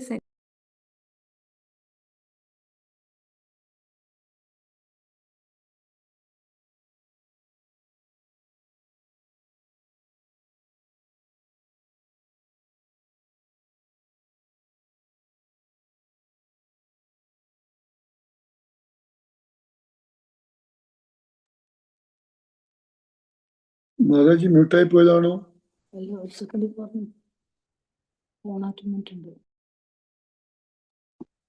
ഒരു സെക്കൻഡ് പറഞ്ഞു പ്രഭു. ഹരേ കൃഷ്ണ. ഒരു അത്യാവശ്യം തന്നെ വിളിച്ചതുകൊണ്ടാണ്. ഹരേ കൃഷ്ണ. അപ്പോ UK-യിലുള്ള ഒരു വ്യക്തി, അദ്ദേഹം ഇങ്ങനെ ഈ ചെടികളോടൊക്കെ ഭയങ്കര താല്പര്യമുള്ള വ്യക്തിയായിരുന്നു. അദ്ദേഹം ഇങ്ങനെ പല സ്ഥലങ്ങളിലും യാത്ര ചെയ്യും. അങ്ങനെ ഒരു ദിവസം അദ്ദേഹം UK-യില് ഒരു റൂം എടുത്തു. അപ്പൊ ആ റൂമിൽ താമസിച്ചപ്പോൾ അവിടെ ഒരു ചെടി നിൽക്കുന്നതാണ്. ഒരു ചെറിയൊരു കുടത്തിൽ ഈ ചട്ടിയിൽ ചെടി ഇരിക്കുന്ന കണ്ടു. അപ്പൊ അദ്ദേഹം ആ ചെടി ഒരുപാട് ഇഷ്ടമുള്ള ആളാണ്. അപ്പം ആ വെയിറ്ററിന്റെ അടുത്ത് ചോദിച്ചു, ഇതെന്താണ് ഈ ചെടി? അപ്പൊ പറഞ്ഞു, ഇത് നമ്മുടെ അല്ല, നേരത്തെ ഈ റൂമിൽ താമസിച്ച ആരോ മറന്നു വെച്ചിട്ട് പോയതാന്ന് പറഞ്ഞു. അപ്പൊ പറഞ്ഞു, ഞാൻ ഇത് കൊണ്ടുപോകട്ടെ എന്ന് ചോദിച്ചു. അപ്പൊ പറഞ്ഞു, എടുത്തോളൂ. അങ്ങനെ ഇദ്ദേഹം ആ ചെടി കൊണ്ടുപോയി അതിനെ സേവിച്ചു. അതിനെ നല്ല രീതിയിൽ അത് വളരാൻ വെള്ളം ഒഴിക്കുകയും നന്നായിട്ട് നോക്കി. അപ്പോഴാണ് കുറച്ച് മാസങ്ങൾ കഴിഞ്ഞപ്പോൾ റോഡിലൂടെ ഹരിനാമ സങ്കീർത്തനം, ഈ സ്ട്രീറ്റ് സങ്കീർത്തനം നടക്കുന്നു. ഇദ്ദേഹം ഇത് കണ്ടിട്ടുണ്ടെങ്കിലും ഇപ്പൊ അദ്ദേഹത്തിന് ഒരു ചെറിയ ഒരു അട്രാക്ഷൻ തോന്നി. അങ്ങനെ അദ്ദേഹം അവരുമായിട്ട് കണക്റ്റായി, ഭഗവത്ഗീത വാങ്ങിച്ചു. പിന്നെ അദ്ദേഹം ക്ഷേത്രത്തിൽ പോകാൻ തുടങ്ങി. കുറച്ച് മാസങ്ങളൊക്കെ കഴിഞ്ഞ് അദ്ദേഹം നോൺ വെജ് ഒക്കെ നിർത്തി. പിന്നെ സാത്വിക് ഫുഡിലോട്ട് വന്നു, ഒരു സാത്വികനായിട്ട് മാറി. അങ്ങനെ അദ്ദേഹം അമ്പലമായിട്ടൊക്കെ കണക്ട് ചെയ്ത് ഇതൊക്കെ ചെയ്യാൻ തുടങ്ങി, ഭക്തി സേവനമൊക്കെ ചെയ്യാൻ തുടങ്ങി. അങ്ങനെ ഒരു ദിവസമാണ് ഒരു ഭക്തൻ വന്ന് ഈ വീട്ടിൽ വന്നപ്പോൾ അദ്ദേഹം ഇദ്ദേഹത്തിന് പക്ഷേ ഇത് തുളസിയാണ് എന്നുള്ളത് ഇതുവരെ തിരിച്ചറിഞ്ഞിട്ടില്ലായിരുന്നു. അപ്പൊ ഈ ഭക്തൻ വന്ന് ചോദിച്ചു, നിങ്ങൾ തുളസിയെ സേവിക്കുന്നുണ്ടല്ലേ എന്ന് ചോദിച്ചപ്പോൾ പറഞ്ഞു, എനിക്കിത് തുളസിയാന്നൊന്നും അറിയില്ല. അപ്പോഴാണ് അദ്ദേഹം പറഞ്ഞത്, ഇത് തുളസിയാന്ന് അറിയാതെ ഇത് സേവിച്ചതിന്റെ ഫലമായിട്ടാണ് എനിക്കിങ്ങനെ ഈ ഹരിനാമ പാർട്ടിയായിട്ട് കണക്ഷൻ കിട്ടിയാലും ഇതിലേക്ക് വരാൻ സാധിച്ചത്. ഇതൊരു ഭക്തൻ ഷെയർ ചെയ്ത ഒരു കഥയാണ്. അപ്പൊ ആ തുളസിയുടെ മഹാത്മ്യം, തുളസി മഹാറാണിയുടെ ആത്മാർത്ഥമായിട്ട് നമ്മൾ അറിയാതെ പോലും ആ ചെടിയെ സേവിക്കുമ്പോൾ അതിന്റെ ഫലം എത്രയാണ് എന്നുള്ളത്. അപ്പൊ അതുകൊണ്ട് എല്ലാ ദിവസവും നമ്മൾ മുടങ്ങാതെ സേവിക്കേണ്ടതാണ് തുളസി ദേവിയെ. തുളസി മഹാറാണിക്ക് ജയ്. ഹരേ കൃഷ്ണ. ഇത്രയേ ഉള്ളൂ നമ്മളുടെ ഈ അധ്യായം. ഇനി ഇതിനകത്ത് ഒരു നമ്മളുടെ വേറൊരു സ്ലൈഡില് ഇതിന്റെ ഓവറോൾ ആയിട്ട് പറഞ്ഞിട്ടുണ്ട്. അതുകൂടെ ഒന്ന് നോക്കാം. കുറച്ചേ ഉള്ളൂ.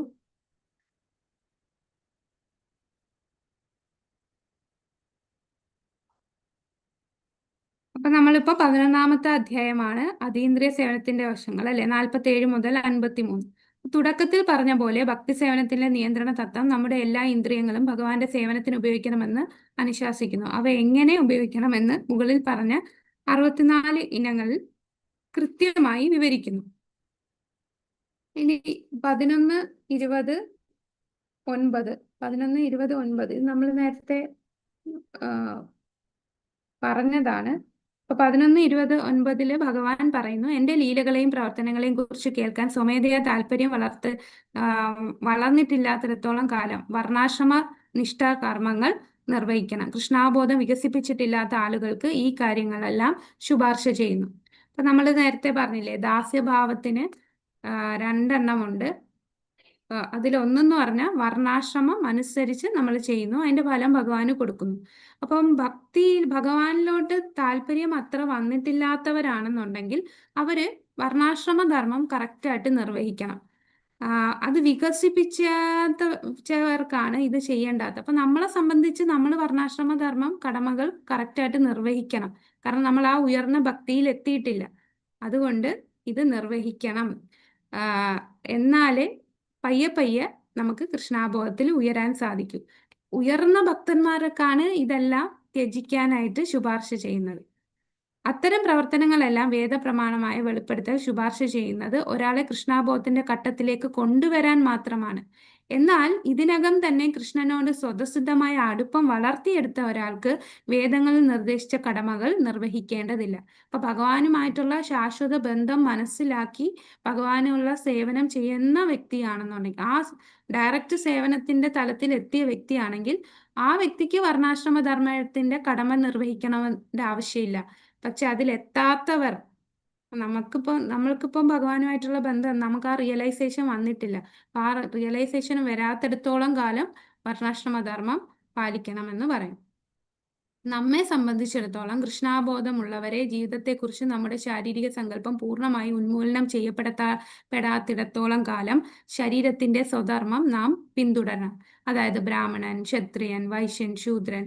എന്നാൽ യഥാർത്ഥത്തിൽ പുരോഗമിക്കുമ്പോൾ അത് മഹാഭാഗവതനാണ്. ഇവിടെ ഭാഗവതന്മാർ എന്ന് പറയുന്നുണ്ട്. അപ്പൊ മഹാഭാഗവതൻ എന്ന് പറയുന്ന ആരാണ്? അദ്ദേഹത്തിന് അറിയാം, അദ്ദേഹത്തിന് ഭഗവാന്റെ ദർശനം കാണാൻ സാധിക്കും, ഭഗവാനുമായിട്ടുള്ള ശാശ്വത ബന്ധം മനസ്സിലാക്കിയ വ്യക്തിയാണ്. ആ വ്യക്തിക്ക് ഈ വർണ്ണാശ്രമധർമ്മം ഒന്നും പാലിക്കേണ്ട ആവശ്യം വരുന്നില്ല. നാം അത് അനുകരിക്കരുത്. പക്ഷെ നമ്മുടെ പ്രക്രിയ കൃഷ്ണാബോധത്തിൽ കൂടുതൽ പുരോഗമിക്കും തോറും ജീവിതത്തെക്കുറിച്ചുള്ള ഈ ശാരീരിക സങ്കല്പത്തിന് നാം അതീതമായി തീരുന്നു. ബ്രാഹ്മണൻ, ക്ഷത്രിയൻ, വൈശ്യൻ, ശൂദ്രൻ ഇതിനെല്ലാം അതീതമായി തീരുന്ന എപ്പോഴാണ്?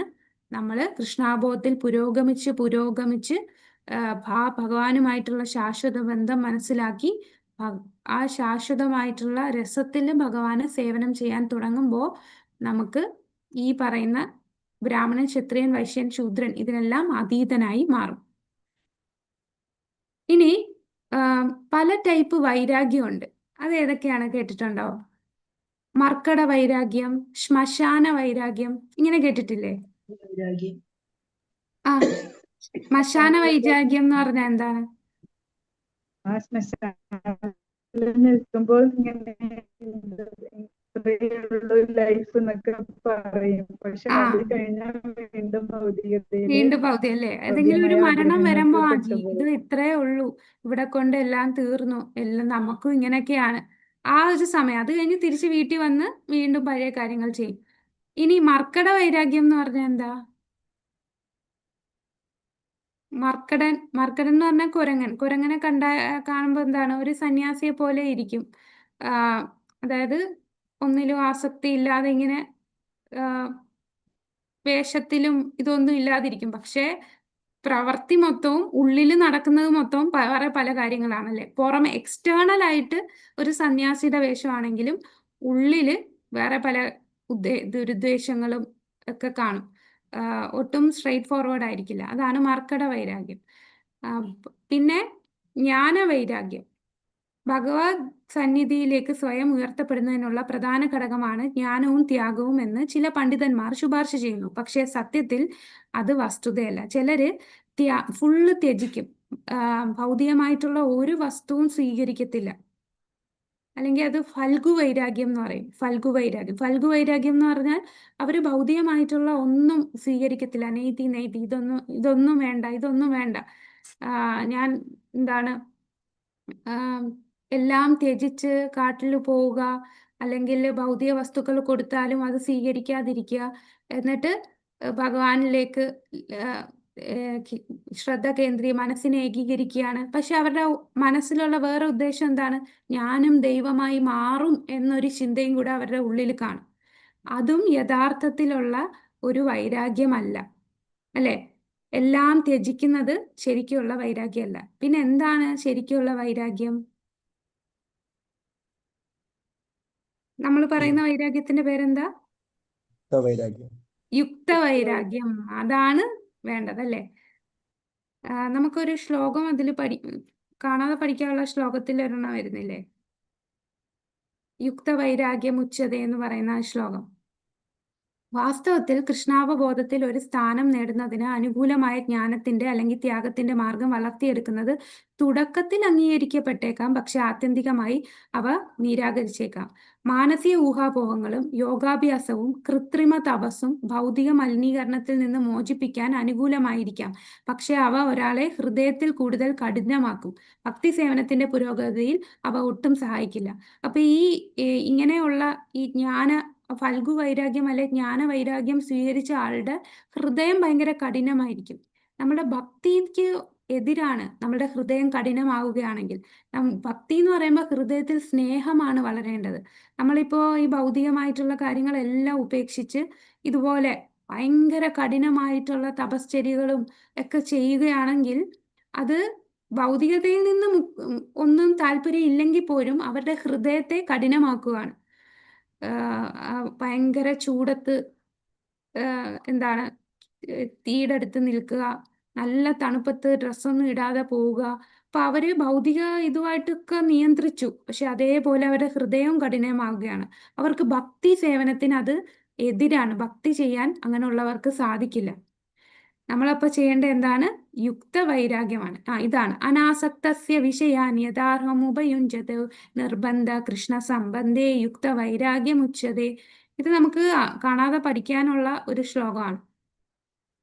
ഒരാൾ ഭൗതിക ഇന്ദ്രിയ ആസ്വാദനവുമായി ബന്ധപ്പെടരുത്, മറിച്ച് കൃഷ്ണനുമായുള്ള ബന്ധത്തിൽ ആസ്വാദകരമായ എല്ലാം സ്വീകരിക്കണമെന്നാണ് ശ്രീല രൂപഗോസ്വാമി ശുപാർശ ചെയ്യുന്നത്. ഭഗവാന്റെ സേവനത്തിനായി ഉപയോഗിക്കാൻ കഴിയുന്ന ഒന്നും ഉപേക്ഷിക്കരുത്. അതാണ് ഭക്തിയുത സേവനത്തിന്റെ രഹസ്യം. കൃഷ്ണാവബോധവും ഭക്തിയുത സേവനവും മുന്നോട്ട് കൊണ്ടുപോകാൻ ഉപയോഗിക്കാവുന്ന എന്തും സ്വീകരിക്കണം. ഇപ്പൊ ഒരിക്കല് ശ്രീല പ്രഭുപാദരുടെ അടുത്ത് ഒരു ഭക്തൻ ന്യൂസ് പേപ്പറിൽ കാണിക്കുന്നു, ഏതോ ഒരു മായാവാദ സന്യാസിയാണ്. അദ്ദേഹത്തിന് ഒരു പെട്ടി നിറച്ചും പൈസ കൊണ്ട് കാണിക്കുമ്പോൾ അദ്ദേഹം എനിക്ക് വേണ്ട എന്നിങ്ങനെ 2 കൈയും കാണിക്കുന്ന ഫോട്ടോയാണ് പത്രത്തിലുള്ളത്. അപ്പൊ പ്രഭുപാദർ പറഞ്ഞു, ഇത് എൻ്റെ കയ്യിൽ തന്നിരുന്നെങ്കിൽ ഞാൻ 2 കൈയും കൊണ്ട് സ്വീകരിച്ചേനെ. അതെന്താ? പ്രഭുപാദർക്ക് പണത്തിനോട് ആസക്തി ഉണ്ടായതാണോ? അദ്ദേഹത്തിന് അറിയാം എങ്ങനെ ഈ പൈസ ഭഗവാന് വേണ്ടി ഉപയോഗിക്കാമെന്ന്. ആദ്യം ആ ഫോട്ടോയിൽ കാണിച്ച വ്യക്തി എന്ന് പറഞ്ഞാൽ ഫൽഗു വൈരാഗ്യാണ്. എനിക്ക് ഭൗതികമായിട്ടുള്ള ഒന്നും വേണ്ട, പണം വേണ്ട, ഒന്നും വേണ്ട. പക്ഷെ യുക്ത വൈരാഗ്യം എന്താണ്? എല്ലാം സ്വീകരിക്കും. അവർക്ക് അതിൽ ആസക്തി ഇല്ല, പക്ഷെ ആ സ്വീകരിക്കുന്നതെല്ലാം ഭഗവത് സേവനത്തിന് വേണ്ടി ഉപയോഗിക്കുന്നു. ഭഗവാന്റെ സേവനത്തിനായി ഉപയോഗിക്കാൻ കഴിയുന്ന ഒന്നും ഉപേക്ഷിക്കരുത്. അതാണ് ഭക്തിയുത സേവനത്തിന്റെ രഹസ്യം. കൃഷ്ണാബോധവും ഭക്തിയുത സേവനവും മുന്നോട്ട് കൊണ്ടുപോകാൻ ഉപയോഗിക്കുന്ന എന്തും സ്വീകരിക്കണം. അപ്പൊ ഈ ശ്ലോകത്തിൽ പറയുന്നത് അനാസക്തസ്യ വിഷയാൻ യഥാർഹം ഉപയുഞ്ജത നിർബന്ധേ കൃഷ്ണ സംബന്ധേ യുക്ത വൈരാഗ്യമുച്ചതേ. ഒരു വ്യക്തി ഒന്നിനോടും അടുപ്പം പുലർത്താതിരിക്കുകയും അതേസമയം കൃഷ്ണനുമായി ബന്ധപ്പെട്ട് എല്ലാം അംഗീകരിക്കുകയും ചെയ്യുമ്പോൾ ആ വ്യക്തി ഉടമസ്ഥതയ്ക്ക് മുകളിലാണ്. എല്ലാം സ്വീകരിക്കുന്നത് സ്വന്തം ഉടമസ്ഥതയ്ക്ക് വേണ്ടിയല്ല, ഭഗവാനുമായിട്ട് കണക്ട് ചെയ്യാൻ, ബന്ധപ്പെട്ട് ചെയ്യാൻ പറ്റുന്നതെല്ലാം അംഗീകരിക്കാൻ. ഇപ്പൊ നമ്മളിപ്പോ ലാപ്ടോപ്പ് ഉപയോഗിക്കുന്നു, ഫോൺ ഉപയോഗിക്കുന്നു, അതെല്ലാം നമ്മൾ ഉപയോഗിക്കുന്നു. നമ്മൾ അതൊന്നും ഉപയോഗിക്കാതിരിക്കുന്നില്ല, പക്ഷെ അതെന്താണ്? ഭഗവാനുമായി ബന്ധപ്പെടുത്തി നമ്മൾ അത് കണക്ട് ചെയ്യാണല്ലേ. ഏത് വസ്തുവും നമുക്ക് ഭഗവാന് വേണ്ടി ഉപയോഗിക്കാൻ സാധിക്കും. ഭൗതികമായതെല്ലാം ഒഴിവാക്കാൻ ശ്രമിക്കുന്ന വ്യക്തിത്വം ഇല്ലാത്തവർ കഠിനമായ തപസ്സുകൾക്ക് വിധേയരായേക്കാം, പക്ഷെ ഭഗവാന്റെ സേവനത്തിൽ ഏർപ്പെടാനുള്ള അവസരം അവർ നഷ്ടപ്പെടുത്തുന്നു. അതിനാൽ അവരുടെ ത്യാഗം പൂർണ്ണതയ്ക്ക് പര്യാപ്തമല്ല. ഓക്കെ, ഇത്രയേ ഉള്ളൂ. അതാണ് നമ്മുടെ ആ ശ്ലോകം വരുന്നത് കൊണ്ടാണ് എടുത്തത്. ആ ശ്ലോകം ഈ ഒരു ഭാഗത്താണ് വരുന്നത്, യുക്തവൈരാഗ്യം. ഹരേ കൃഷ്ണ. ഈ ഭാഗത്തിൽ എന്തേലും സംശയം? നമ്മളപ്പോ 11 ചാപ്റ്റർ കഴിഞ്ഞു. ഇനി അടുത്തത് നാളെ 12. മാതാജി ഇട്ടില്ല. നമുക്കിനി ഇന്നലെ ചോദിച്ച ആ ചോദ്യം അല്ലേ, അത് ശരിക്കും ഞാൻ ക്ലാസ്സിൽ പറയാൻ വിട്ടുപോയതാണ് കേട്ടോ. ഇത് നമ്മളെ ബുക്കിലില്ല, പക്ഷെ സ്ലൈഡിലുണ്ട്. ഇത് നമ്മള് ശുദ്ധ ഭക്തി ഇന്നലത്തെ ആ അവതാരികയിലുള്ള അന്യാഭിലാഷിത ശൂന്യം ജ്ഞാനകർമാധ്യാനാവൃത ആനുകൂല്യന കൃഷ്ണാനുശീലനം ഭക്തിരുത്തമം. അപ്പൊ ആ ശ്ലോകത്തിന്റെ 2 ആയിട്ട് നമ്മൾ ഡിവൈഡ് ചെയ്യുന്നുണ്ട്. ഒന്ന് സ്വരൂപ ലക്ഷണം, രണ്ടാമത്തത് തടസ്ഥ ലക്ഷണം. സ്വരൂപ ലക്ഷണം എന്ന് പറയുന്നതാണ് പ്രാഥമികമായിട്ടുള്ള സ്വഭാവ സവിശേഷതകൾ, അതായത് പ്രൈമറി. തടസ്ഥ ലക്ഷണം എന്ന് പറയുന്നത് സെക്കൻഡറി. ഓക്കെ, അതല്ലേ ചോദ്യം? അതുണ്ടായിരുന്നില്ലേ? ചോദ്യം ഒന്ന് വായിക്കാമോ മലയാളത്തില്? ചോദ്യത്തില് ഈ ശ്ലോകത്തിന്റെ 12-ാം ചോദ്യം 12 അന്യാഭിലാഷിത ശൂന്യം എന്ന ആ. വാക്യത്തെ അടിസ്ഥാനമാക്കി ശുദ്ധമായ ഭക്തി സേവനത്തിന്റെ 3 പ്രാഥമിക സവിശേഷതകളും 2 ദ്വിതീയ സ്വഭാവങ്ങളും എന്തൊക്കെയാണ്? ഓക്കെ, അപ്പൊ പ്രാഥമിക സവിശേഷതകളെയാണ് നമ്മൾ സ്വരൂപ ലക്ഷണം എന്ന് പറയുന്നത്. ദ്വിതീയ സ്വഭാവം, അതായത് സെക്കൻഡറി, അതാണ് തടസ്ഥ ലക്ഷണം എന്ന് പറയുന്നത്. അതില് നമ്മള് ശ്ലോകത്തില് പ്രാഥമിക എന്ന് പറയുമ്പോൾ പ്രൈമറി സ്വഭാവം സ്വരൂപ ലക്ഷണം അത് 3 ഉണ്ടെന്ന് പറഞ്ഞല്ലേ. 3 ഏതൊക്കെയാന്ന് പറഞ്ഞാൽ നമ്മളെ ശ്ലോകത്തില് ആനുകൂല്യേന കൃഷ്ണാനുശീലനം. അപ്പൊ അനുകൂലേന കൃഷ്ണ അനുശീലനം, ഇത് 3 സ്വരൂപ ലക്ഷണത്തിൽ വരുന്നത്. അനുകൂലേന കൃഷ്ണ അനുശീലനം, ഇതാണ് സ്വരൂപ ലക്ഷണത്തിൽ വരുന്നത്. ഇനി തടസ്ഥ ലക്ഷണം, അതായത് ദ്വിതീയ സ്വഭാവത്തിൽ വരുന്നത് അന്യാഭിലാഷിത ശൂന്യം ജ്ഞാനകർമാദി അനാവൃതം. അപ്പൊ ഈ 2 അന്യാഭിലാഷിത ശൂന്യം 1, ജ്ഞാനകർമാദി അനാവൃതം 2. ഇതാണ് നമ്മുടെ ആ ശ്ലോകത്തിനെ തന്നെ 2ആയിട്ട് ഡിവൈഡ് ചെയ്തതാണ്, സ്വരൂപ ലക്ഷണവും തടസ്ഥ ലക്ഷണവും. അപ്പൊ ഇങ്ങനെ പറയാൻ കാരണം സ്വരൂപ ലക്ഷണം എന്ന് പറഞ്ഞാൽ ആ ശ്ലോകത്തില് ചെയ്യരുത് എന്ന് പറയുന്നതാണ് അല്ലെ. അന്യാഭിലാഷിത ശൂന്യം, മറ്റ് അഭിലാഷങ്ങൾ ഉണ്ടാവാൻ പാടില്ല, ജ്ഞാനകർമ്മ തുടങ്ങിയവ മൂടപ്പെടാൻ പാടില്ല, അങ്ങനെ പാടില്ല, ചെയ്യരുത് എന്ന് പറയുന്നതാണ് നമ്മളുടെ ദ്വിതീയ സ്വഭാവം തടസ്ഥ ലക്ഷണത്തിൽ വരുന്നത്. ഇനി എന്താ പ്രൈമറി ആയിട്ട് വരുന്നത്, പ്രാഥമിക സ്വഭാവത്തിൽ വരുന്നത് സ്വരൂപ ലക്ഷണം. അതായത് എന്താണ് നമ്മൾ ചെയ്യേണ്ടത്? അനുകൂലമായിട്ട് ചെയ്യണം, ഭഗവാന് അനുകൂലമായിട്ട്. ആർക്ക് അനുകൂലമായിട്ട്? കൃഷ്ണന്. അപ്പൊ കൃഷ്ണൻ എന്ന് പറയുമ്പം കൃഷ്ണൻ മാത്രമല്ല, അദ്ദേഹത്തിന്റെ അവതാരങ്ങൾ വരും, അദ്ദേഹത്തിന്റെ ഭക്തൻ വരും അല്ലെ. പിന്നെ അനുശീലനം എന്ന് പറയുമ്പോൾ നമ്മള് ആ പൂർവ ആചാര്യന്മാരെ പാത പിന്തുടർന്ന് ചെയ്യണം. അപ്പം ഭഗവാന് വേണ്ടി ചെയ്യേണ്ടത് സ്വരൂപ ലക്ഷണം. എന്തൊക്കെയാണ് ശുദ്ധ ഭക്തിയുത സേവനത്തിൽ ചെയ്യാൻ പാടില്ലാത്തത്? അതാണ് തടസ്ഥ ലക്ഷണത്തിൽ വരുന്നത്. അന്യാഭിലാഷിത ശൂന്യം ജ്ഞാനകർമാദി അനാവൃതം. ഇപ്പൊ ക്ലിയർ ആയോ? ഇപ്പൊ 3 2 കിട്ടിയല്ലേ. പിന്നെ ഇത് 5 മാർക്കിന് നമ്മൾ ചോദിക്കുമ്പോൾ ഇത്രയും മാത്രം എഴുതിയാൽ പോരാ അല്ലെ. എസ്സേ എഴുതുമ്പോൾ എല്ലാവരും കുറച്ച് ഡീറ്റെയിൽഡ് ആയിട്ട് എഴുതണം കേട്ടോ. അപ്പൊ അനുകൂലേ എന്ന് പറഞ്ഞാൽ എന്താണ്, അതിനെക്കുറിച്ച് 2 സെന്റൻസ്. കൃഷ്ണ എന്നാൽ എന്താണ്, അതിന് കുറച്ച് എഴുതുക. അനുശീലനം എന്ന് പറഞ്ഞാൽ എന്താണ്, അത് നമ്മൾ പഠിച്ചല്ലോ, അത് എഴുതുക. അതുപോലെ തടസ്ഥ ലക്ഷണം 2 ഉണ്ട്. എന്താണ് അന്യാഭിലാഷിത ശൂന്യം എന്ന് പറഞ്ഞാൽ എന്താണ്, ജ്ഞാനകർമാദി അനാവൃതം എന്ന് പറഞ്ഞാൽ എന്താണ്. ഇത്രയും ഡീറ്റെയിൽ ആയിട്ട് എഴുതുമ്പോഴാണ് നമുക്ക് 5 മാർക്ക് കിട്ടുക. ജസ്റ്റ് പോയിന്റ് ഒന്ന് ഇങ്ങനെ എഴുതുമ്പോൾ നമുക്ക് അതാണ് ചിലപ്പോൾ നമുക്ക് മാർക്ക് കുറവ്. ചിലപ്പോൾ ഞാൻ എഴുതിയല്ലോ, എനിക്ക് മാർക്ക് കുറഞ്ഞു പോയല്ലോ എന്ന് നമുക്ക് തോന്നുന്നത് അതാണ്.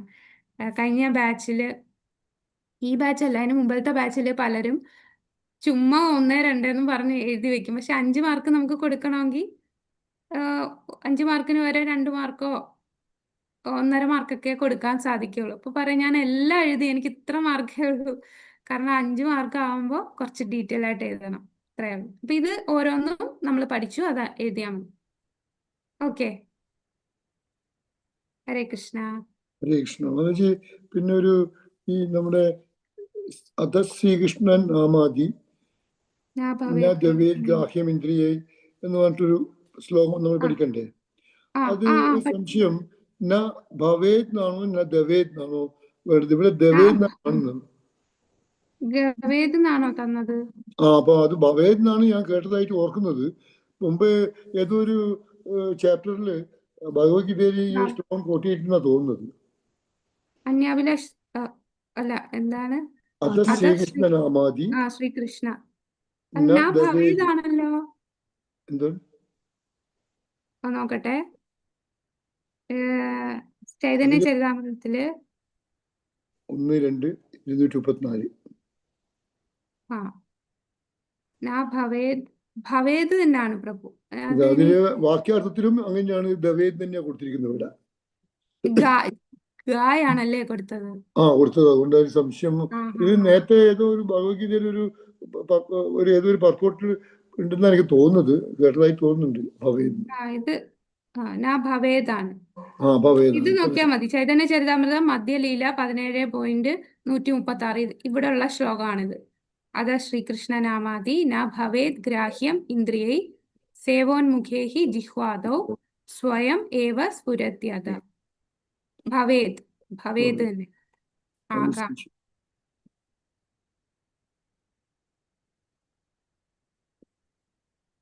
ഓക്കെ. ഹരേ കൃഷ്ണ. ഹരേ കൃഷ്ണ.